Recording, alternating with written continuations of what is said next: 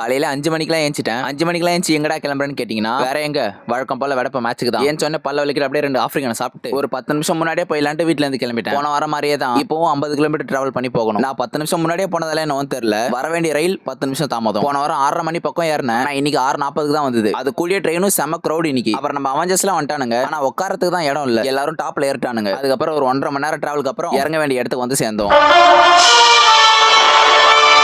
கடைசி ஒரு 3 நாளா நல்ல மழை. ஆனா இன்னைக்குன்னு பார்த்து கொளுத்துற அளவுக்கு வெயில். நம்ம ஆப்பனன்ட் நம்மளுக்கு 1 மணி நேரத்துக்கு முன்னாடியே வந்துட்டாங்க போல. அதனாலே சீக்கிரமா கிட்டு கட்டிட்டு ஸ்ட்ரெச்சிங் ஒர்க்லாம் பண்ணிட்டு அப்படியே மேட்ச்க்கு ரெடி ஆயிட்டோம். 20 மினிட்ஸ் 2 ஆஃப் விளாண்டோம். அது அப்படியே விளையாண்டு முடிக்கவே 11 மணிக்கிட்ட ஆயிருச்சு. மேட்ச் முடிச்சிட்டு கிட்ட மாத்திட்டு அங்க இருந்து ஜூட் விட்டோம். இந்த இடத்துல ஒரு வெயிட்டான சம்பவம் பண்ணி விட்டானுங்க. தோ ஆட்டம் வந்துரும் சொல்லிட்டு அப்படியே பஸ் ஸ்டாண்ட் வரைக்கும் நடக்க விட்டானுங்க. எல்லாரும் சாப்பிட போனானுங்க. நான் மட்டும் ஜூஸ் குடிக்க வந்துட்டேன். நம்மளுக்கு சாப்பிட்ட உடனே பஸ்ல போறதெல்லாம் செட்டே ஆகாது. திரும்ப ஒரு 1.5 மணி நேரம் டிராவல் நொந்து நூலாயி வீட்டுக்கு வந்து சேர்ந்தேன். ஆனா நம்ம வீட்டுல இன்னைக்கு பிரியாணி செஞ்சு வச்சிருந்தாங்க. பார்த்த உடனே பயணம் பண்ணி வந்த பாரம் எல்லாம் குறைஞ்சிச்சு. நல்லா ஒரு கட்டு கட்டிட்டு 4 மணிக்கு படுத்தவன் 8:30 மணிக்கு தான் எந்திச்சேன். நம்ம பூட்டோட கண்டிஷன் வேற சரியில்லை. கூடிய விரைவில் புது பூட்டு ஒன்று வாங்கணும்ப்பா. அதுக்கடுத்து பிரீமியர் லீகோட ஒரு மொரட்டான மேட்ச் சிட்டிக்கும் யுனைடெடுக்கும். அதை அப்படியே கொஞ்சம் பார்த்துட்டு திரும்பவும் பிரியாணி ரீலோட் பண்ணிட்டு இன்னைக்கு நாள் முடிச்சுக்கிட்டேன். தொடர்பில் இருக்கவும்.